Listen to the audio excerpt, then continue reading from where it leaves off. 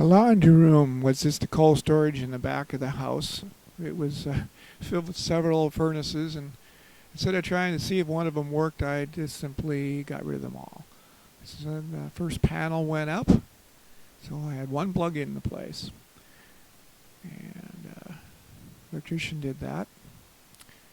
And there's the old panel that, of course, all those wires got pulled out and replaced. I moved this washer machine in from home in St. Thomas down out at Leaks, so I had to replace it with a different one. And I replaced the floor, insulated it, and put blue tile down. And the dryer, old green Maytag, it still worked. And I put that in there also. And here's pictures of the panel and insulation process. And I did put baseboard heat in the laundry room area. And also I used the old cabinets out of the kitchen, repurposed them. So we took some back to St. Thomas and fixed them. And this is the washing and dryer and sitting in their place anyway, not hooked up at this point. I went down and grabbed the wire to hook up the dryer, and I was a foot short, so I had to go back and buy more wire. Oh well. Here's the plumbing process. Kept all the plumbing inside the house. Didn't want anything to freeze in the walls. And I would say at this point things are hooked up and flying. And the cover for the panel I kept in its box so it stayed nice. I did buy on-demand hot water, electric, which took up 4 spots in the electric panel. And here's just some more shots of the process. I was getting the sheetrock up.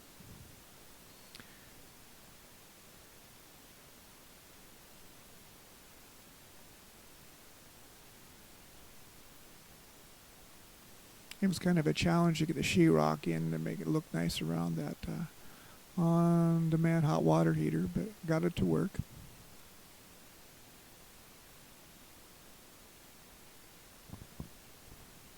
I see I still haven't got the dryer plugged in, but it did happen. But outside vent, get that put in.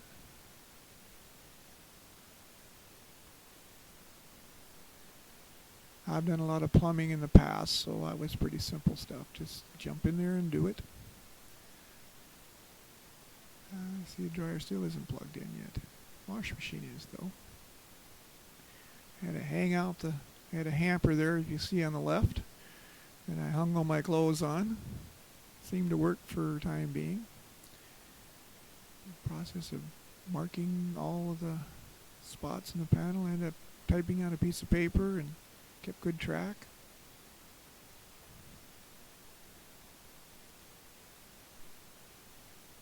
Yeah, in North Dakota you can self-wire one time.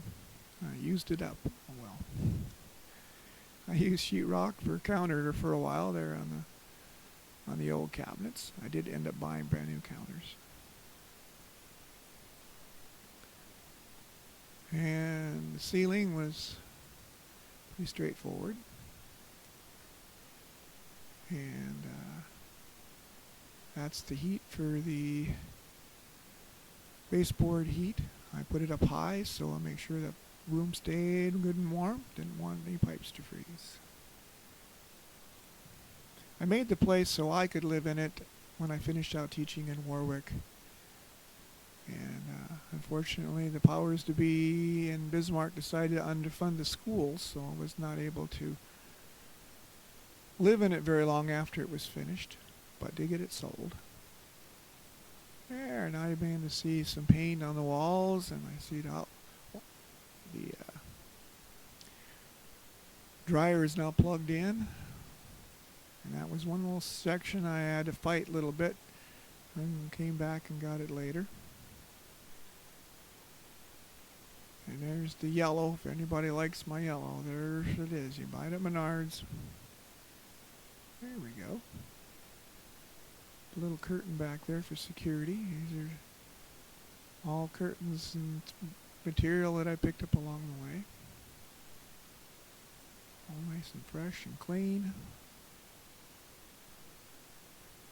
I did add that window there on the upper, right there in the last picture. That was an old window out of the house. There's a picture of the woodwork. And the last picture of the day.